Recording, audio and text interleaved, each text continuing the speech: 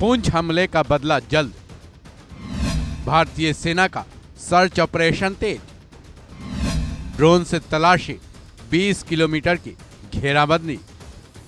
बीते दिन दहशतगर्दों ने एक बार फिर हिमाकत की है।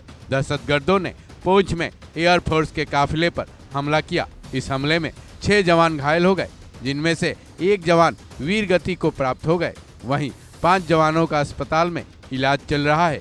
बताया जा रहा है कि 5 जवानों की हालत गंभीर बनी हुई है।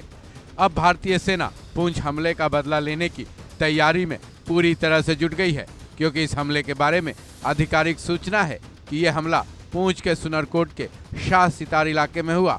यह हमला तब हुआ जब एयरफोर्स का काफिला एयरबेस के लिए जा रही थी। अब सेना ने दहशतगर्दों की तलाश तेज कर दी है। इसके लिए भारतीय सेना ने 20 किलोमीटर तक की घेराबंदी की है। वहीं जमीन पर सेना अपने वाहनों के जरिए हमलावरों की तलाश में तो जुटी ही है। दहशतगर्दों की तलाश के लिए सेना ड्रोन का भी इस्तेमाल कर रही है। सेना के अधिकारियों के मुताबिक दहशतगर्दों के पास AK असॉल्ट राइफल जैसे हथियार थे। वहीं यह भी बताया गया है कि हमला करने के बाद वो जंगल की तरफ भागे थे, जिनकी तलाश के लिए हर हथकंडे सेना अपनाए हुए है। हालांकि खबर को अपलोड करने तक किसी भी दहशतगर्द के पकड़े जाने की जानकारी सेना की तरफ से नहीं दी गई है। इस सर्च ऑपरेशन में जम्मू कश्मीर पुलिस और SOG के 1000 से ज्यादा जवानों ने मोर्चा संभाल रखा है। उनकी धरपकड़ को लेकर लगातार सर्च ऑपरेशन जारी है। पुलिस को जानकारी मिली थी कि कुछ आतंकी पुंछ में ही छिपे हुए हैं।